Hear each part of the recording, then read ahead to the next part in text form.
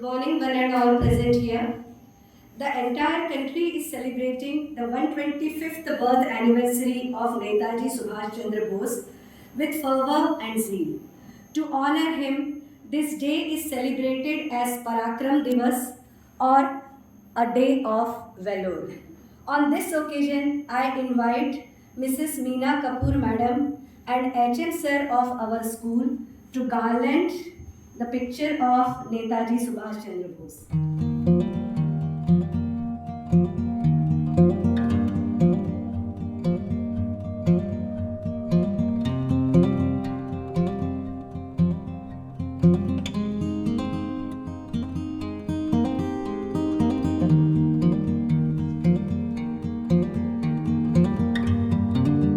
India is calling.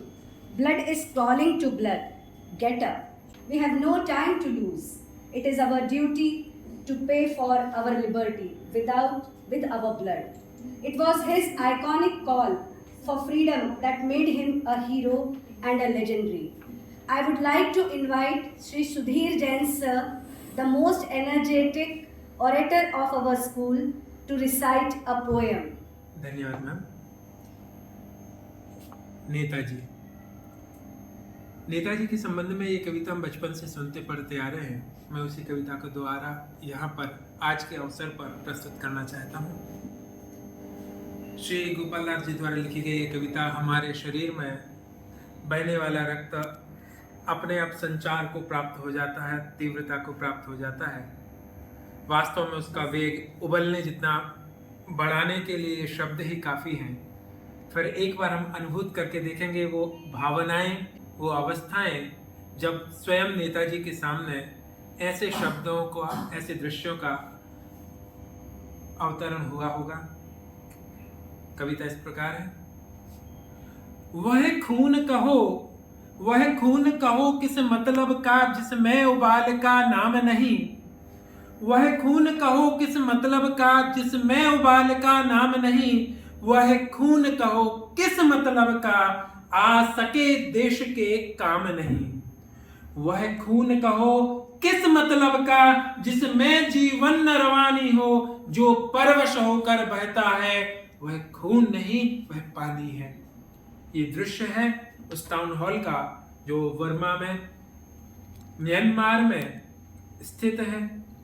Netaji ने 5 जुलाई 1943 के दिन वहां खड़े होकर के वहां पर स्थित हिंदुस्तानियों से द्वितीय विश्व युद्ध में समागत जो भी सैनिक थे, उन सैनिकों के लिए भारत की लड़ाई के लिए, भारत की आजादी के लिए लड़ने के लिए उत्साहित किया, प्रोत्साहित किया और आह्वान किया कि आओ और अपने देश को आजाद कराओ। अगर तुम्हारे शरीर में खून बह रहा है तो ऐसा सब कुछ करो। वह खून कहो किस मतलब का जिसमें उबाल का नाम नहीं। वह खून कहो किस मतलब का आ सके देश के काम नहीं। वह खून कहो किस मतलब का जिसमें जीवन न रवानी हो, जो परवश होकर बहता है वह खून नहीं वह पानी है। उस दिन लोगों ने सही खून की कीमत पहचानी थी। उस दिन लोगों ने सही खून की कीमत पहचानी थी, जिस दिन सुभाष ने वर्मा में मांगी उनसे कुर्बानी थी। बोले स्वतंत्रता की खातिर बलिदान तुम्हें करना होगा। बोले स्वतंत्रता की खातिर बलिदान तुम्हें करना होगा।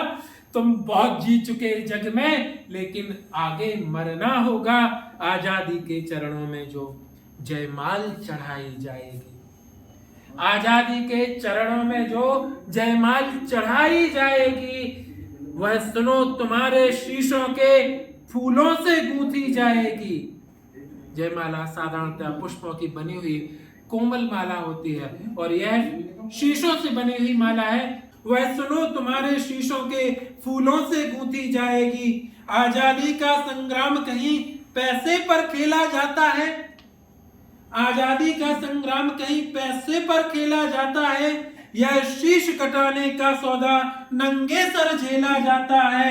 यूं कहते कहते वक्ता की, यूं कहते कहते वक्ता की आंखों में खून उतर आया, मुख रक्त वर्ण हो दमक उठा, दमकी उनकी रक्तिम काया।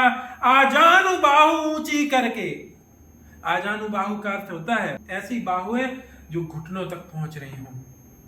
हम सब साधारण लोगों की बाहें ऐसी जंघाओं तक आती हैं, महापुरुषों की बाहें घुटनों तक भी पहुंचती हैं।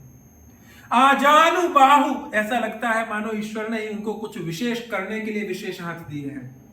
आजानु बाहु ऊंची करके वे बोले रक्त मुझे देना, आजानु बाहु ऊंची करके वे बोले रक्त मुझे देना, इसके बदले भारत की आजादी तुम मुझसे लेना। हो गई सभा में उथल पुथल, सीने में दिल न समाते थे, स्वर इंकलाब के नारों के कोशों तक छाए जाते थे। हम देंगे देंगे खून, हम देंगे देंगे खून, शब्द बस यही सुनाई देते थे। रण में जाने को युवक खड़े तैयार दिखाई देते थे। लोग जब तैयार हो गए कि हम युद्ध के लिए आएंगे, हम खून देंगे, तो सुभाष जी बोलते हैं, बोले सुभाष, बोले सुभाष इस तरह नहीं, बोले सुभाष इस तरह नहीं, बातों से मतलब सरता है। लो यह कागज है, लो यह कागज है, कौन यहाँ आकर हस्ताक्षर करता है। इसको भरने वाले जन को सर्वस्व समर्पण करना है, इसको भरने वाले जन को सर्वस्व समर्पण करना है। अपना तन मन धन जन जीवन माता को अर्पण करना है। पर यह साधारण पत्र नहीं। लोग तैयार हो गए साइन करने के लिए भी, हस्ताक्षर करने के लिए। तो परीक्षा लेने के लिए कहा, ये लौट तो नहीं जाएंगे, वास्तव में तैयार हुए हैं। यह साधारण पत्र नहीं, आजादी का परवाना है। इस पर तुमको अपने तन का कुछ उज्जवल रक्त गिराना है। वह उज्जवल रक्त जो भारत देश की आजादी के लिए गिरेगा। पर इस पर तुमको अपने तन का कुछ उज्जवल रक्त गिराना है। वह आगे आए जिसके तन में खून भारतीय बहता हो, वह आगे आए जिसके तन में खून भारतीय बहता हो। वह आगे आए जो इस पर खूनी हस्ताक्षर करता हो। वह आगे आए जो अपने को हिंदुस्तानी कहता हो। वह आगे आए जो इस पर खूनी हस्ताक्षर करता हो। मैं कफन बढ़ाता हूं, ये सामान्य बात नहीं है। आजादी का परवाना है, इसके बाद में मर जाना है। मैं कफन बढ़ाता हूं, ये कफन है, मैं कफन बढ़ाता हूं। आए जो इसको हंस कर लेता है। सारी जनता हुंकार उठी, हम आते हैं, हम आते हैं। सुभाष जी के शब्दों में भी क्या वजन होगा कि लोग अपना जीवन समर्पण करने के लिए आ गए, और हम तो अपना लाइफ इंश्योरेंस ही कराते हैं। सारी जनता हुंकार उठी, हम आते हैं, हम आते हैं। माता के चरणों में यह लो अपना रक्त चढ़ाते हैं। साहस से बड़े युवक उस दिन देखा बढ़ते ही आते थे। चाकू छुरी कटारियों से वे अपना रक्त गिराते थे। फिर उस रक्त की स्याही में वे अपनी कलम डुबाते थे। आजादी के परवाने पर हस्ताक्षर करते जाते थे। उस दिन तारों ने देखा था, उस दिन तारों ने देखा था हिंदुस्तानी विश्वास नया। उस दिन तारों ने देखा था हिंदुस्तानी विश्वास नया। जब लिखा महारण वीरों ने खून से अपना इतिहास नया, खून से अपना इतिहास नया। जो अंग्रेजों के द्वारा बनाई गई गुलामी से दब करके, कुचल करके हमने अपना विश्वास खो दिया था, उस विश्वास को फिर से खड़ा करने वाले, दो पैर देने वाले नेताजी का आज जन्मदिन है।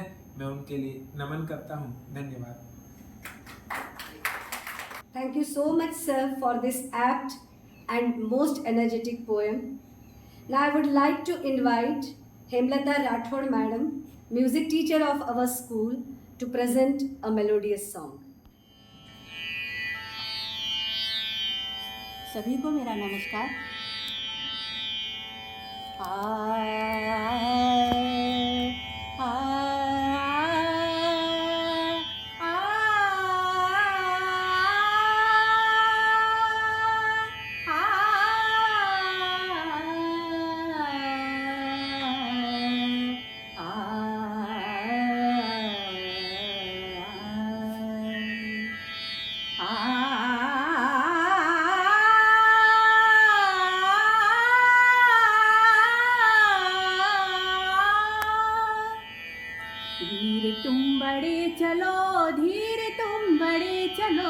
वीर तुम बड़े चलो, धीर तुम बड़े चलो, हाथ में ध्वजा लिए रणवीर तुम बड़े चलो, हाथ में ध्वजा लिए रणवीर तुम बड़े चलो, वीर तुम बड़े चलो, धीर तुम बड़े चलो।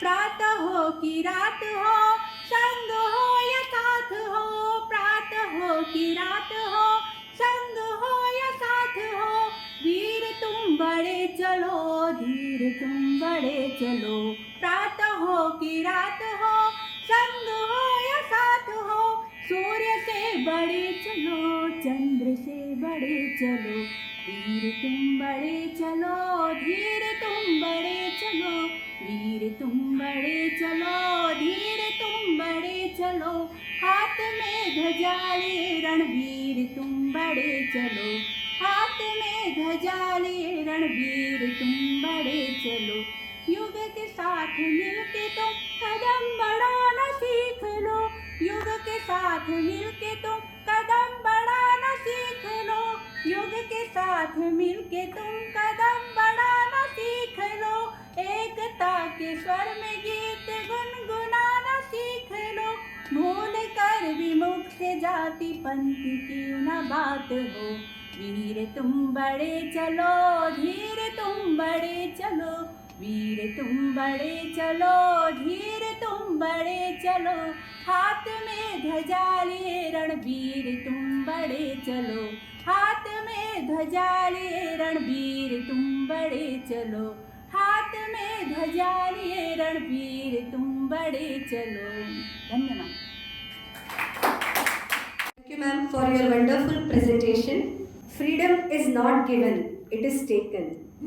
We should have but one desire, the desire to die, so that India may live, the desire to face a martyr's death, so that the path to freedom may be paved with the martyr's blood.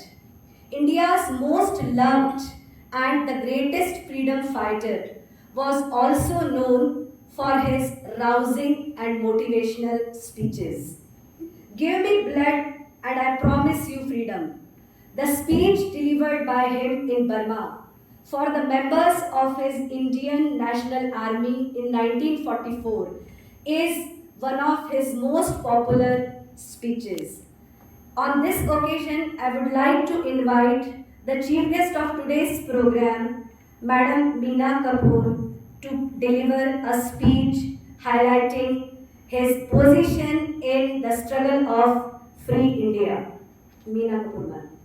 विद्यालय परिवार के आदरणीय सभी शिक्षक साथी, सम्माननीय अभिभावक वृंद एवं मेरे प्यारे बच्चों, जैसा कि आप सभी जानते हैं कि आज संपूर्ण राष्ट्र नेताजी सुभाष चंद्र बोस की 125वीं जयंती मना रहा है।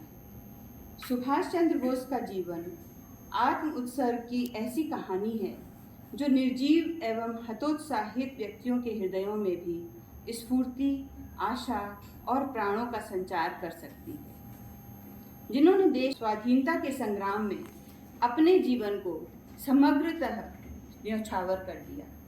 नेताजी सुभाष चंद्र बोस का जन्म 23 जनवरी 1897 को कटक में हुआ था। उनके पिता कटक में सरकारी वकील थे। कटक में ही सुभाष की प्रारंभिक शिक्षा दीक्षा हुई। सन 1913 में मिशनरी स्कूल से मैट्रिक की परीक्षा में उत्तीर्ण रहे और पूरे प्रांत में द्वितीय स्थान प्राप्त किया। ग्रेजुएशन में उन्होंने दर्शन शास्त्र विषय लिया, जिसके फलस्वरूप स्वभावतः उनके अंदर एक गंभीरता आ गई। ऐसे प्रतिभाशाली छात्र का सभी सहपाठी खूब आदर किया करते थे। यहीं से सुभाष जी के अंदर नेतृत्व एवं संगठन शक्ति विकसित होने लगी। एक बार तो एक मित्र के अपमान के प्रतिकार में आप अपने प्रोफेसर से भी लड़ाई कर बैठे। फलस्वरूप इन्हें कॉलेज से निकाल दिया गया। फिर बाद में उन्हें दूसरे कॉलेज में, स्कॉटिश कॉलेज में एडमिशन लिया और बीए का एग्ज़ाम पास किया। सन 1919 में दर्शन शास्त्र से ही प्रथम श्रेणी में बीए किया और उसके बाद कैम्ब्रिज विश्वविद्यालय से फिर दोबारा बीए भी किया। सुभाष चंद्र बोस के पिता एक राजभक्त व्यक्ति थे, पर सुभाष ने अपने लिए अलग ही मार्ग चुना। सन 1922 में उत्तर बंगाल के बाढ़ पीड़ितों की अद्भुत सहायता करके उन्होंने अपने कौशल का परिचय दिया। वे स्वराज पार्टी के प्रमुख पत्र फॉरवर्ड के संपादक बनाए गए। सन 1924 में देशबंधु जब कलकत्ता के मेयर बने तब उन्हें चीफ एग्जीक्यूटिव ऑफिसर बनाया गया। उसी वर्ष उन्होंने बंगाल ऑर्डिनेंस के अंतर्गत गिरफ्तार कर लिया गया। 3 वर्ष के बाद इस जेल प्रवास में सुभाष चंद्र बोस को क्षय रोग यानी टीबी हो जाने के कारण उनका स्वास्थ्य अत्यधिक गिर गया। 15 मई 1927 में जेल से रिहा हुए। इसके पश्चात वे देश के अन्य नेताओं के संपर्क में आ गए। लाहौर कांग्रेस में पूर्ण स्वराज को कांग्रेस ने अपना ध्येय स्वीकृत कर लिया था। इसी बीच सुभाष चंद्र बोस कलकत्ता के मेयर बन चुके थे। उनके नेतृत्व में कलकत्ता में जुलूस निकाला गया। पुलिस ने जुलूस पर लाठीचार्ज किया। सुभाष जी साथियों सहित बंदी बना लिए गए। इसके लिए उन्हें फिर 1 वर्ष की सजा हुई। देश में पुनः आंदोलन प्रारंभ हो चुका था। चारों ओर कानून तोड़े जा रहे थे। सरकार बौखलाई हुई थी। जेल में सुभाष को भी अत्यंत यातनाएं सहनी पड़ी। वे पुनः बीमार हो गए। पुराना क्षय रोग भी फिर से उभर आया।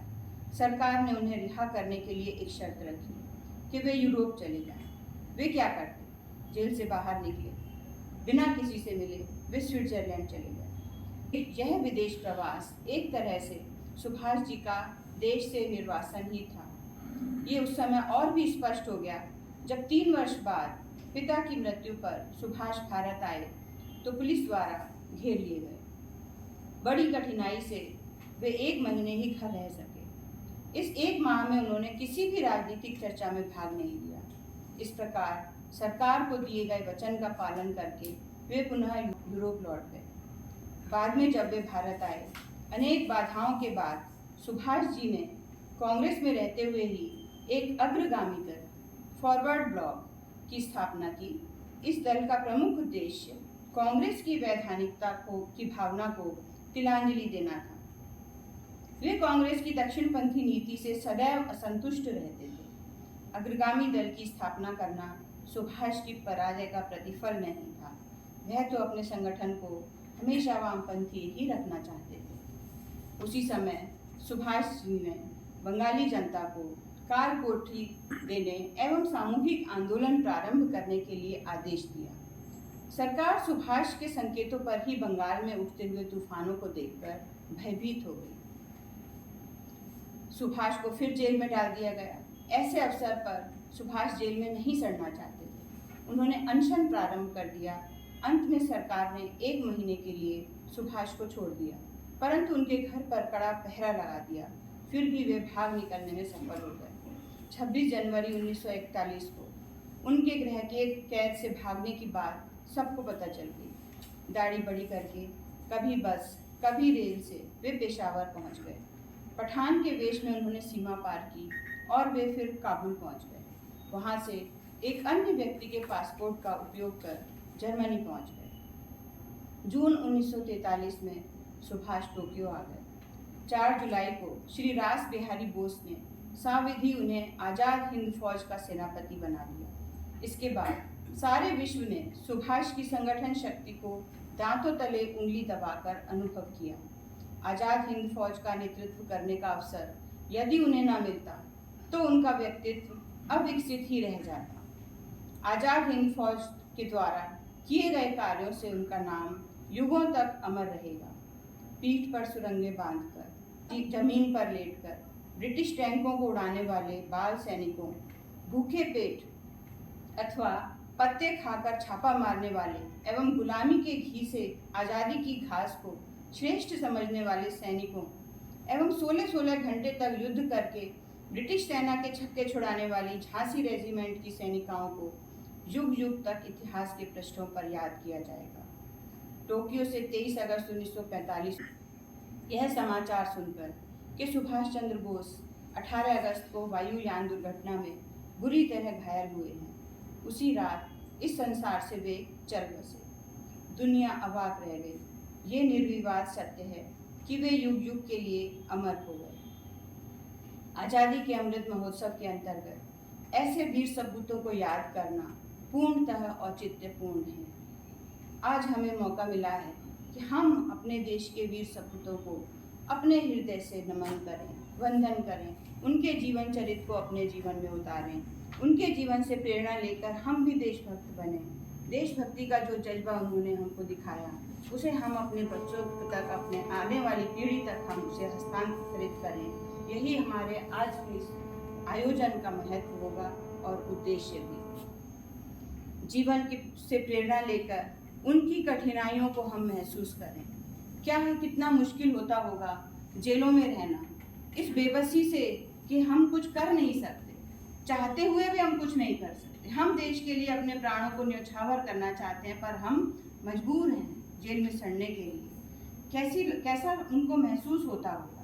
आज हम अपने आज़ाद हिंद के उन सभी वीरों को, उनकी तकलीफ़ों को, उनकी कठिनाइयों को सच्चे मन से हम याद करें कि उस किस घड़ी में, किस माहौल में उन्होंने इस क्रांति को अंजाम दिया और हमारे देश को आज़ाद कराया। आज़ादी का हम मोल समझें, अपने बच्चों को हम समझाएं, देशभक्ति की भावना उनके अंदर जागृत करें। देश की शक्ति बोध और सौंदर्य बोध को कभी भी किसी भी तरह से ठेस न पहुंचे, ये संदेश हमें आज अपने बच्चों को देना होगा। मैं इन्हीं शब्दों के साथ अपनी वाणी को विराम देती हूँ कि जो भरा नहीं है भावों से, जो भरा नहीं है भावों से, बहती जिसमें रसधार नहीं, वो हृदय नहीं है, पत्थर है, जिसमें स्वदेश का प्यार नहीं, जिसमें स्वदेश का प्यार नहीं। जय Hind. It is a proud privilege for all the Indians today that on this occasion of 125th birth anniversary of Netaji, our Prime Minister Shri Narendra Modi has announced that a grand granite statue of Netaji will be installed at India Gate. It will be a symbol of our gratitude to him, and finally this forgotten hero and legendary freedom fighter has got his deserving position. I am thankful to Meena Kapoor Madam for her appropriate, thoughtful speech. We wind up today's program with his quotation, "Men, money and material cannot by themselves bring victory or freedom. We must have motive, power that will inspire us to brave deeds and heroic exploits." I am thankful to Principal Madam who gave us this opportunity to celebrate the birthday of this legendary freedom fighter. I am thankful to Meena Kapoor Madam and HM Sir whose benign presence has made this program a grand success. I am thankful to all my colleagues who are present over here and who attended this program. Once and for all, I am thankful to all those who directly and indirectly help us in concluding this program. Thank you all.